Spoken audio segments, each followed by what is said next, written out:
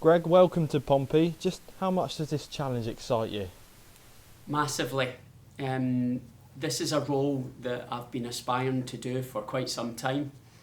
It's a role that I feel I'm well prepared for, and my initial meetings with the senior staff at the football club and my subsequent meetings since then have really convinced me that this will be a fantastic opportunity for me, and hopefully I can help complement the current academy offering. Just tell us a little bit about your background in football and some of your previous experiences. Yeah, background's quite extensive. Playing career, started Scottish Premier League, trying to break through to become a consistent first team performer. Played then with some other clubs in the Scottish Premier League, Scottish League One Championship, but ultimately I was not satisfied towards the last couple of seasons playing with the level of coaching and the quality of training sessions that I was taking part in.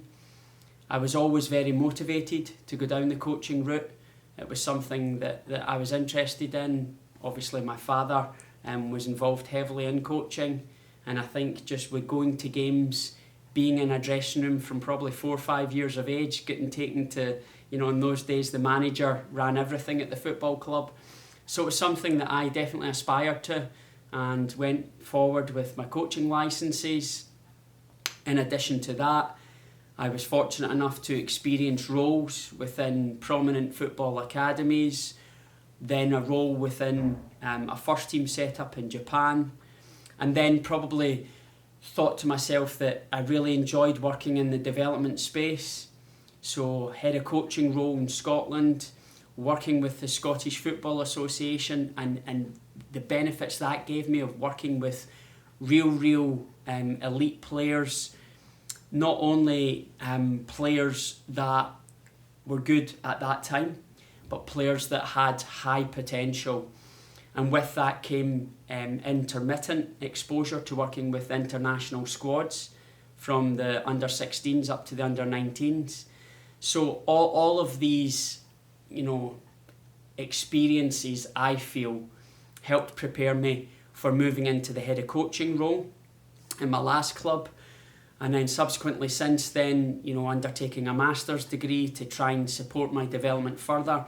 And had my mind quite firmly set on moving into the academy manager role. And I'm absolutely delighted to be here, and delighted that this football club has chosen me to represent them as the head of the academy. What do you feel you can bring to the academy? Firstly, passion. I get up every day with a huge passion to help people develop. I've always been one that's tried to develop myself as best as I can, and ultimately I think that's the role of myself and the staff within the academy to inspire and support the young players so hopefully they can have a future in the game. But equally, I want to help the staff to develop. There'll be ambitious staff in the academy, some who just want to continue to evolve and improve, others who may have aspirations of progressing into more senior roles or roles within a first team environment. I want to help facilitate that, but I think my enthusiasm, my knowledge, my qualifications and experiences can ultimately help, deliver the club the tangible success that it craves from its academy. Talk us through what your role will be at the club. Yes, so essentially, speaking with Mark, the CEO, and the other senior staff, it will be to run the academy operation from top to bottom. It will be to work closely with the staff within the academy to promote best practice throughout, to try and give our young players the greatest experience that they can possibly have, and hopefully for many of them the journey continues all the way through to our first team.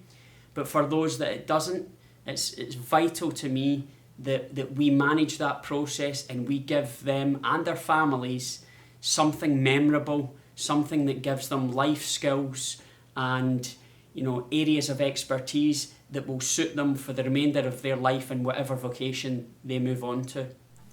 Do you think the current academy setup is good enough to cultivate success?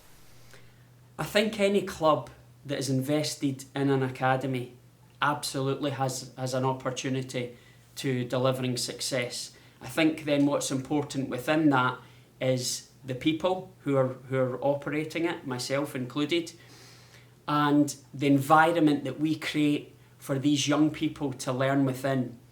You know, you can have the best staffing structure in the world, but if our environment does not facilitate and promote the development of young people, we will not give the success level that we should have. This is a fantastic area, great catchment area for young players. You know, it's a one club city, so right away we've got the upper hand against some other clubs that we will be measured against and competing against. You know, but I don't pay too much attention to other clubs. It's very important that we know what's going on, so we keep evolving and keep understanding what best practice is. But my focus is on this football club and what we do at Portsmouth Football Club within our academy, and how we align our academy operation to complement our first team moving forwards. Based on previous success, do you feel pressure to provide a pathway to the first team? The pathway will only go insofar as the first team staff believe that the players that we are helping produce within the academy are suitable and are competent enough that they can trust to play in their first team.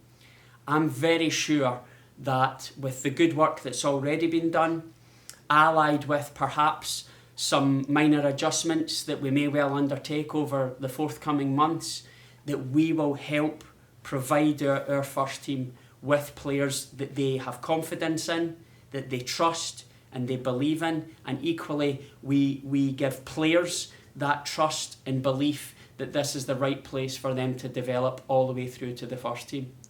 You've said that player development is key, and you've also touched on staff development. How do you think you can achieve this?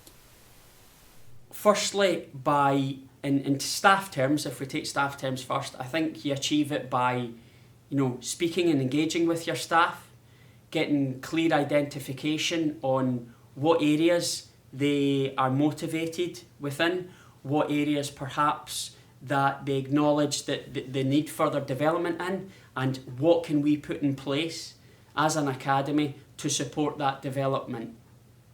In terms then of the players, it's about having a clarity of what direction we're going in, how we want to coach the players, what behavioural expectations we put on the players, and ultimately sticking true to that with minor tweaks here and there to continue to evolve it, but not radical overhaul every 12 months. We have to find a consistency.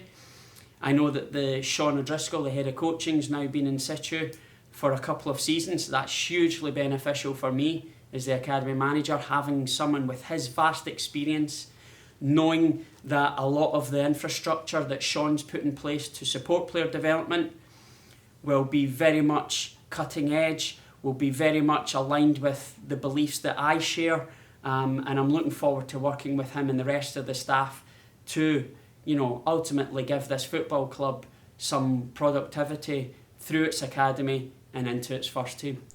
First team manager Danny Cowley has recently joined the club as well. Have you managed to catch up with him at all? Yeah, I was very fortunate. Danny was part of the interview panel, which I was delighted with.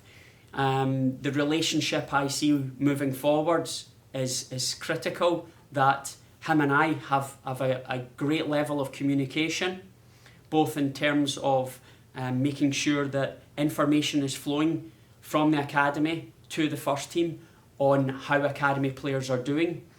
Likewise, me receiving information from him on certain methods or certain behaviours they'll be looking for in players of the future. So if we've not already got that integrated into our programme, we take that on board and we aim to integrate that into our programme. And ultimately, there's got to be a high level of cooperation, which I'm sure there will be. I've been really enthused by my discussion with him and his ideas on player development align a lot with my ideas in player development, so it's all very positive. Thanks for your time, Greg, and best of luck in your role. Okay, much appreciated, thank you.